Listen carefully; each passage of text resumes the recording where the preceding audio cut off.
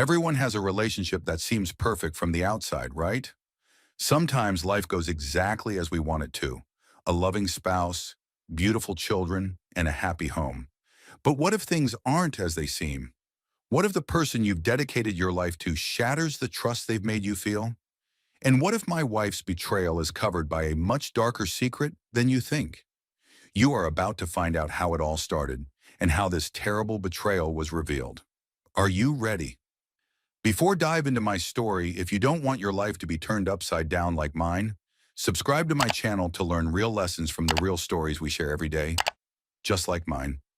Also, share your thoughts about the shocking truths I've experienced in the comments, and please show your support by liking my video. Now that you've subscribed, let's dive into my story. It had been exactly 7 years since I met Kim. Back then, we quickly warmed up to each other.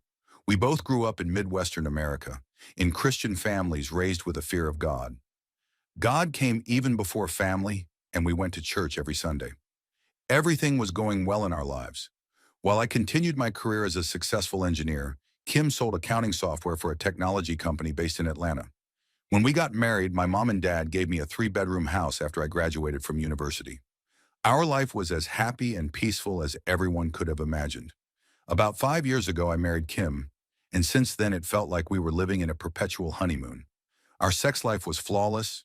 We were together at least 4 nights a week, and we were soulmates. Everyone said we were the perfect couple. After we had our 2 beautiful blonde twin daughters, our lives got even better. A home filled with children, a marriage filled with love and devotion. From the outside, everything looked perfect. Kim dressed conservatively at work and had a charm reserved only for me at home. Everything in our life was built on transparency and honesty, and we hid nothing from each other. That's why when I received that message, I can't even begin to describe how much it broke me. One weekend, Kim had gone on a business trip for a trade show. That evening, I got a message from Greg, a colleague of mine. Greg was attending a cybersecurity event in Atlanta and knew Kim was in the same city. While chatting, he sent me 2 photos and a video. I froze. I saw Kim in a dress I had never seen before. A short, daring dress with a deep neckline. Could this really be Kim? At first, I thought it was just someone who looked like her. But when I saw the next photo, all my doubts disappeared. Kim was sitting very close to her boss, Jonathan. When I saw her kissing him, my world collapsed. How? How is this possible? I said to myself, unable to take my eyes off the screen. Could the woman who has been by my side for years do this to me? A voice inside me denied it, but the video was undeniable. Kim was passionately kissing Jonathan. I have to call her, I thought. I grabbed my phone and dialed Kim. The phone rang for a long time, but she didn't answer. It went to voicemail, and I left her a short message. Kim, we miss you a lot. We're fine. I just wanted to hear your voice. I was trying to keep calm, but waves of anger and shock were growing inside me. I had to keep my composure, but part of me didn't want to believe what was happening. The next morning, Greg sent more photos and videos. Jonathan's hand was on Kim's waist, and they were dancing together. My eyes filled with tears, and my heart ached. It was all over. Everything I thought was my life was falling apart piece by piece. I spent the next few days thinking about what to do. As an engineer, I always try to solve problems, but I had no idea how to handle this. Before confronting Kim, I needed more information. When I called her, I tried to sound normal. The girls miss you so much. We're eagerly waiting for you, I said. Kim, in her usual sweet voice, replied, I love you all so much. I'll be home as soon as the work is done. But I no longer believed her. A seed of doubt had been planted in my heart, and it was growing stronger by the day. I hired a private investigator and installed tracking software on Kim's phone. My love for her had been replaced by mistrust, and I needed to know the truth. What I learned shocked me even more. Reading her messages, I discovered that the affair wasn't limited to the trade show.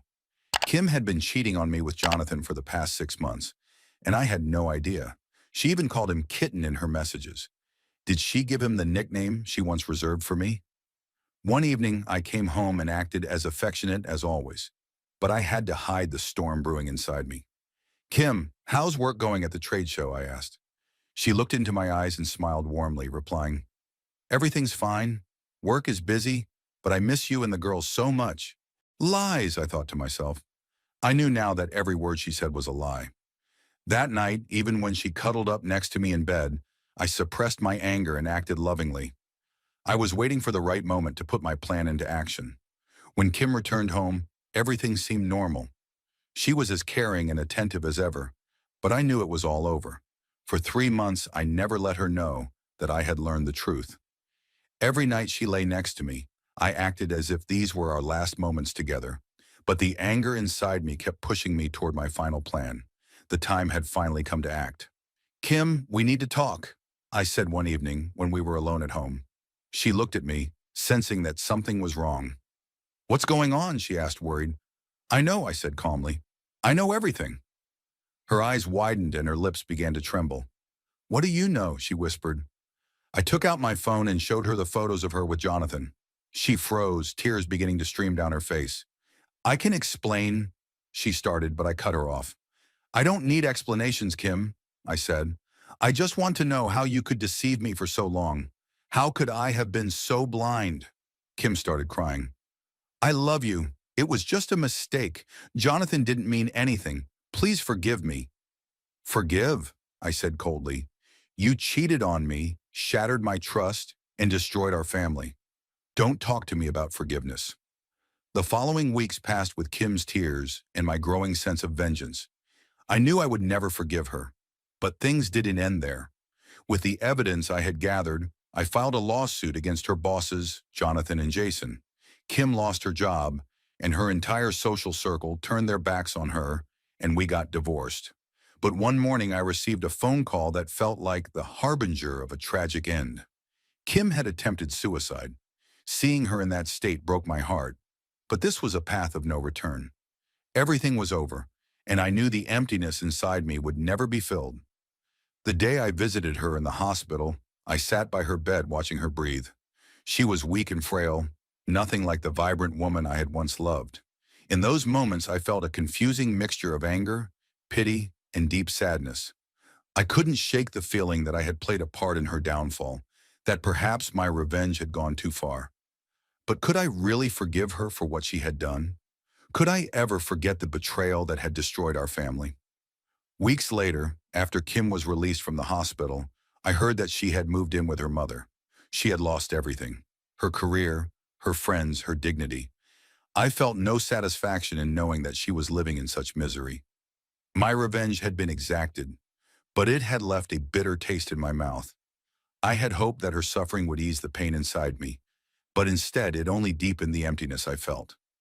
Our daughters, thankfully, were too young to understand the full extent of what had happened. I made sure they never saw their mother in her darkest moments. I became their sole caregiver, pouring all my energy into giving them a stable, loving home. But even as I held them close, I couldn't help but wonder how much of this damage would eventually seep into their lives. How much of the brokenness between Kim and me would leave a mark on them. This story ended in ruin for everyone.